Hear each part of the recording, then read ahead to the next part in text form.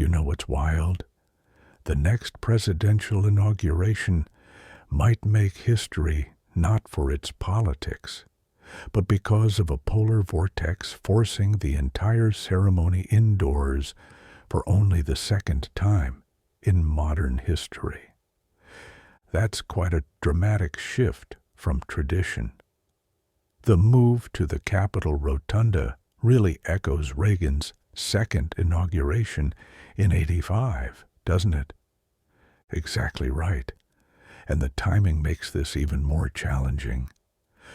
While Reagan's team had advance notice, Trump's announcement on Truth Social came just 3 days before the ceremony. The forecast shows temperatures dropping to the low 20s, about 20 degrees below normal for D.C., and those wind gusts of up to 30 km/h could make it feel like 10 degrees. No wonder they're concerned about safety. You know what's fascinating? This decision actually shows we might have learned something from one of the most tragic inaugural stories in history. William Henry Harrison stood outside for 2 hours without a coat, caught pneumonia, and died just a month into his presidency. Well, that's certainly a sobering historical precedent. How are they handling the massive logistical challenges of this last-minute change? That's where things get really interesting. The Secret Service and Capitol Police typically spend months planning security for these events. Now they're having to completely redesign their protocols in just 72 hours.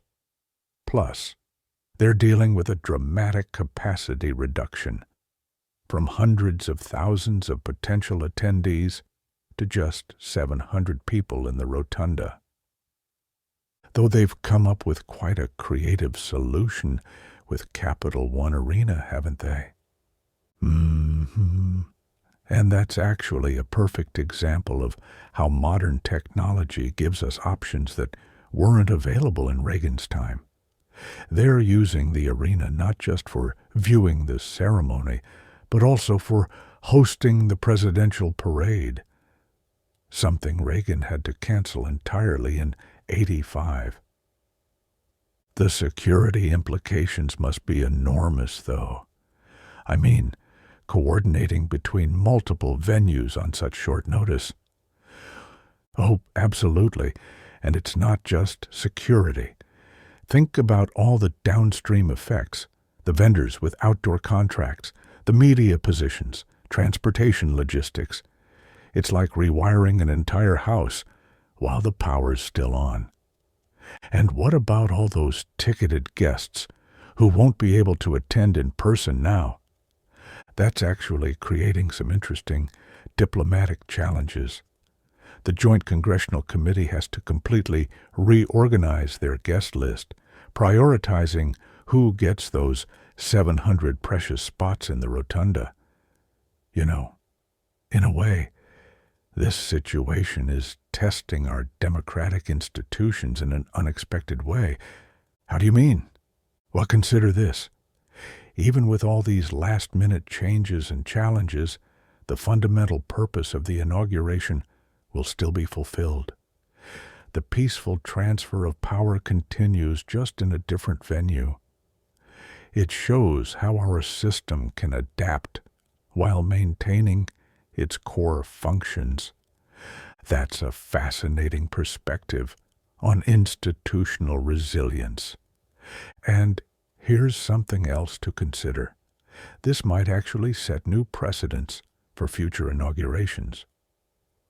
With climate change potentially bringing more extreme weather events, having established protocols for indoor ceremonies could become increasingly important. So, in a way, this could be a valuable learning experience for future administrations. Exactly. And it's worth noting that while we lose some of the grandeur of the traditional outdoor ceremony, the indoor setting might create a more intimate atmosphere for this crucial democratic moment. The core elements, the oath, the speech, the symbolic transfer of power, remain intact, though I imagine the security teams aren't feeling very appreciative of this learning opportunity right now.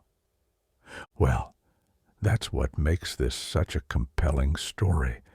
It's not just about weather forcing an indoor ceremony. It's about how our democratic institutions handle unexpected challenges, whether it's extreme weather, security concerns, or other unforeseen circumstances. The process adapts and continues. Sounds like we're watching history unfold in more ways than one. Indeed.